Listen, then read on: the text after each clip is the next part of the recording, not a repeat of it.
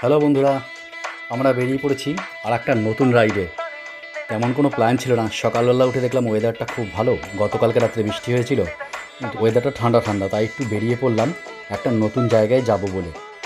জায়গাটা কিন্তু খুবই কাছে, মানে কলকাতা থেকে খুব খুব কাছে। সামনের সাইনবোর্ডটা দেখলে বুঝতে পারছেন, এই যে ব্যারাকপুর। আমরা কিন্তু এখন ব্যারাকপুরেই যাচ্ছি। ঘড়িতে এখন বাজে হচ্ছে 8টা। ব্যারাকপুর আমরা যাব বলে বেরিয়েছি। তেমন কোনো উদ্দেশ্য ছিল না বা ব্যারাকপুরেই যাবো এরকম কোনো ঠিক নেই। তবে আমরা একটা নতুন জায়গায় যাচ্ছি, জায়গাটা খুবই সুন্দর। আপনারা দেখুন যে রাস্তার দুদিকে কত সুন্দর গাছপালা, মানে শহরে থেকে থেকে একদম যেন বোর হয়ে যাচ্ছি। বাও, দেখো কি সুন্দর রাস্তায় বিয়ে করা, কি সুন্দর আলপনা দিয়েছে। দারুণ দারুণ, হেভি লাগছে না? দারুণ লাগছে, মানে এত সুন্দর। আমরা কিন্তু যে জায়গাটায় যাচ্ছি সেটাই কিন্তু আমরা গিয়েই আপনাদেরকে জানাবো যে আমরা কোথায় আসলাম। আপনারা অবশ্য বুঝেই যাবেন এবং আপনারা দেখেও নিয়েছেন ট্যাগলাইনে যে আমরা কোথায় যাচ্ছি, কিন্তু তাও রাস্তাটা উপভোগ করুন, রাস্তার সৌন্দর্য উপভোগ করুন। মানে দুদিকে দারুণ। মানে আমার তো এই বেরোলে হেভি লাগে, এই যে রাস্তার দুদিকে যে এই যে সবুজ, এই প্রাকৃতিক যে সৌন্দর্য, সেটা কিন্তু ভীষণই ভালো লাগে, মানে আমাকে মুগ্ধ করে দেয়। শহরের কোলাহল ব্যস্ত জীবন থেকে অনেকটাই দূরে আমরা কিন্তু আজ চলে এসেছি। জায়গাটা দেখে মনে হচ্ছে আমরা কোনো যেন একটা অনেক দূরের কোথাও চলে এসেছি, কিন্তু এটা কিন্তু কলকাতা থেকে মাত্র 30 কিলোমিটারের মধ্যেই। ঠিক ধরেছেন বন্ধুরা, আমরা চলে এসেছি এখন ব্যারাকপুর। আমরা যাচ্ছি এখন ব্যারাকপুরের গান্ধীঘাট। এই সামনের রাস্তাটা ডান দিকে ঘুরে যাচ্ছে, এই রাস্তাটাই যাবে হচ্ছে গান্ধীঘাটে। আমাদের যদিও জায়গাটা চেনা ছিল না, গুগল ম্যাপে রাস্তার মেরেছিলাম, কিন্তু মাঝে মাঝে গুগল এমন একটা রাস্তা দেখাচ্ছে যে কোথায় যাবো ঠিক বুঝে উঠতে পারছি না। কি গিন্নি, তাই তো?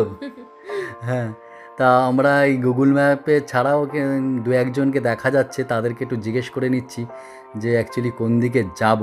ঠিক বুঝে উঠতে পারছি না, মাঝে মাঝে রাস্তাটা এমন দিকে চলে যাচ্ছে, মানে কাউকে তো এখানে দেখতে পাচ্ছি না। ও কাকে জিজ্ঞেস করব? ঠিকঠাক এলাম কি না বুঝতেও পারছি না। ওই সামনে একজন দেখা যাচ্ছে। তবে আপনাদের জানিয়ে রাখি, গান্ধীঘাট যে জায়গায়, সেটা কিন্তু রেস্ট্রিক্টেড এরিয়া। রেস্ট্রিক্টেড এরিয়া বলতে একদিকে মিলিটারি ব্যারাক আছে এবং অন্যদিকে কিন্তু ওয়েস্ট বেঙ্গল পুলিশের ট্রেনিং সেন্টার। সুতরাং বুঝতেই পারছেন এটা একটা রেস্ট্রিক্টেড এরিয়া। সুতরাং আপনারা আসবেন, কিন্তু এখানে কিন্তু ঢোকা বা ঘোরার কোনো মানে বাধ্যবাধকতা নেই। সবাই আসতে পারে, সবাই দেখতে পারে, কিন্তু কিছু কিছু নিয়ম আপনারা মেনে চলবেন। এবং রাস্তাঘাটে প্লাস্টিক ফেলবেন না। রাস্তা দেখতে পাচ্ছেন কতটা পরিষ্কার পরিচ্ছন্ন, ওয়েল মেনটেন করা। আমরা কিন্তু গান্ধীঘাটের খুব কাছাকাছি চলে এসেছি। গুগল বাবা বলছে আর 2 মিনিট।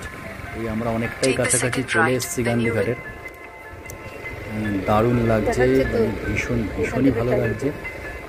গান্ধীঘাট এই চলে এসেছি। আচ্ছা, এই যে ডান দিকে রাস্তাটা টার্ন নিচ্ছে, গুগল দেখাচ্ছে এই ডান দিকের রাস্তাটাতেই আমাদের আজকের ডেস্টিনেশন হচ্ছে গান্ধীঘাট। গান্ধীঘাটে কিন্তু আমরা এখন পৌঁছে গেছি। আচ্ছা, এই গেটটা দিয়ে মনে হয় ঢুকতে হবে। দেখো তো এই গেটটা, হ্যাঁ হ্যাঁ এই গেটটা তো দেখাচ্ছে। চলো চলো যাওয়া যাক। আমরা কিন্তু এখন চলে এসেছি গান্ধীঘাট। গান্ধীঘাট সম্পর্কে বলে রাখি, গান্ধীঘাটটা কিন্তু এই যে হুগলি নদীর তীরে অবস্থিত এবং এটা ব্যারাকপুরে। গান্ধীঘাটের কিন্তু একটা ইতিহাস আছে, যে এর নাম গান্ধীঘাট কেন, তা আপনাদের সঙ্গে এখন সেই ইতিহাসটাই শেয়ার করে নিই। আমরা সবাই জানি যে 1948-এ মহাত্মা গান্ধী মারা গেছিলেন, জাতির জনক। তা ওনার অস্থি কিন্তু এখানে বিসর্জন দেওয়া হয়েছিল, মানে অস্থি বিসর্জন দেওয়া হয়েছিল, এবং ওই 1948-এই এই স্মৃতিসৌধটা স্থাপন করা হয়েছিল গান্ধীজির উদ্দেশ্যে, গান্ধীজির স্মৃতির উদ্দেশ্যে। তারপর থেকেই জায়গাটার নাম হয়ে গেছে গান্ধীঘাট। এখানে শীতকালে আসলে আপনারা দেখতে পাবেন 120 রকমের গোলাপের প্রজাতি কিন্তু এখানে মানে দেখা যায়। এই যে সামনে যে গার্ডেনটা রয়েছে, আপনাকে একটু পুরো ঘুরিয়ে দেখাই ক্যামেরাটা। এই যে গার্ডেনটা রয়েছে, গার্ডেনটা কিন্তু একটু মনে করবেন না, মানে অনেকটা মানে এলাকা, মানে 200 একর জমির উপর পুরো এই জায়গাটা রয়েছে।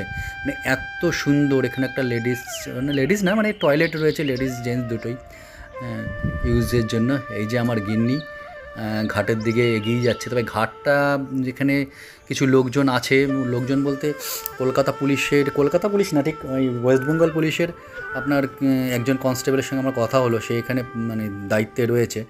তা সে বললো ঘাটটা ভেঙে গেছে বলে একদম নিচ অবধি কাউকে যেতে দেয় না।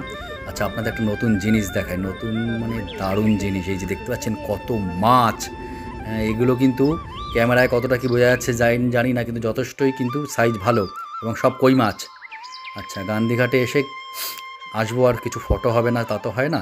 হ্যাঁ, আমার ফটো পাগল গিন্নি যখন রয়েছে সাথে, হ্যাঁ, তা কিছু আমরা ভালো ভালো কিছু ফটো ক্যাপচার করে আমরা কিন্তু মানে দারুণ লাগছে। মানে আপনি যদি আসেন কয়েক ঘন্টা ঠিক নয়, একটা পুরো বেলা কিন্তু আপনার এখানে কেটে যাবে। এত মানে মনোরম পরিবেশ, মানে আপনার ভীষণ ভীষণ ভালো লাগবে।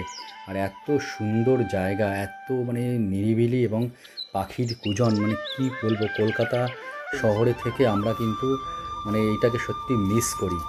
আমাদের মোটামুটি আজকের গান্ধীঘাটের ট্যুর শেষ। আমরা এখন বাড়ির উদ্দেশ্যে রওনা দিচ্ছি।